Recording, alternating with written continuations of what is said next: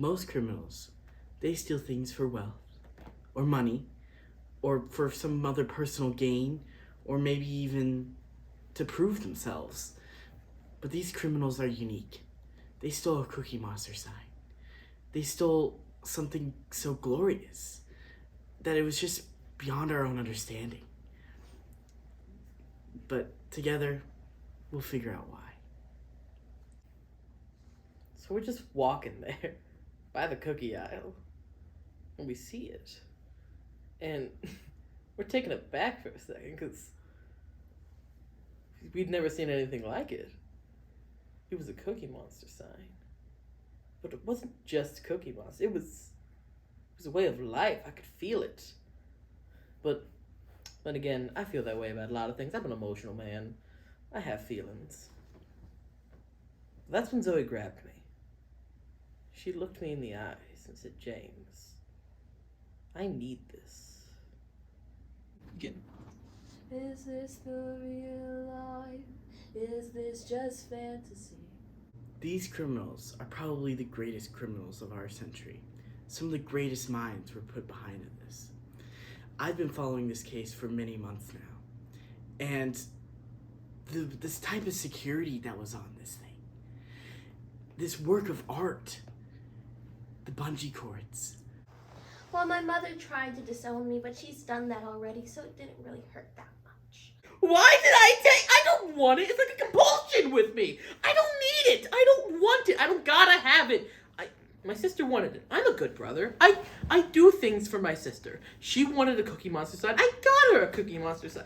We still don't know the origins of this Cookie Monster sign, but we do know it could range from anywhere between grandmother's basement, a garage sale, maybe even from Russia or China, or maybe even the jungles of Wakanda.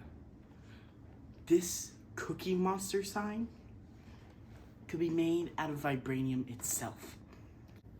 Of course not. It's just a sign. I mean, Caught in a landslide, no escape from reality.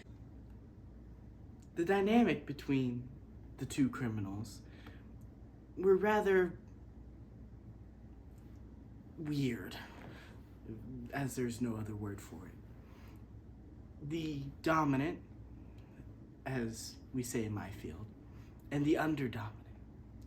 The grandmother was the dominant. She was a grandmother of 5, Zoe. And then we also have our caretaker, the underdominant, James. He, well, let's just say he's a cousin twice removed. My cousin specifically. I'm being a good brother. It's not my job. I'm a good boy. I'm a good boy. The only sad thing is my brother hasn't really been doing okay since then. And, it's bumming me out because I love him with all my heart.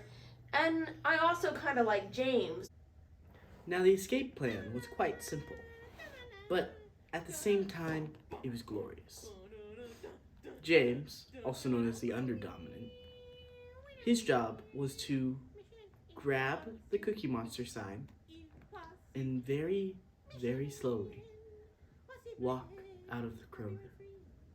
Open your eyes, look up to the sky and see. But at what cost? As the underdominant was walking out of this Kroger, there was an employee in the way.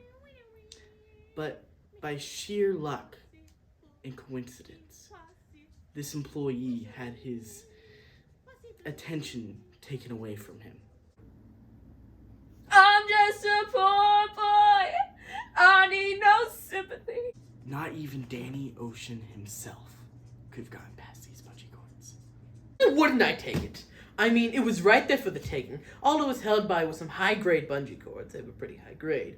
But like me, look at me. I'm a fine specimen. I'm the brains of the operation. I unhooked it and I took it. It was mine. It's mine. I own it. It belongs to me. I rightfully earned it. Because I'm easy come, easy go, little high, little low. Once the underdominant was out of sight, he ran. And he ran. And ran. And ran. And ran. I have Cookie Monster. Action. I was in the bathroom.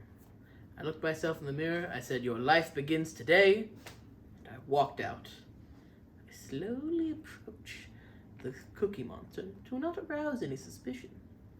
And I grabbed it, leaving behind those foolish bungee cords that we had already taken apart mere minutes before. And as I slowly crept to the exit, I was nearly spotted by an employee. He was beginning to turn around before an old lady called his attention away for special products, potato chips.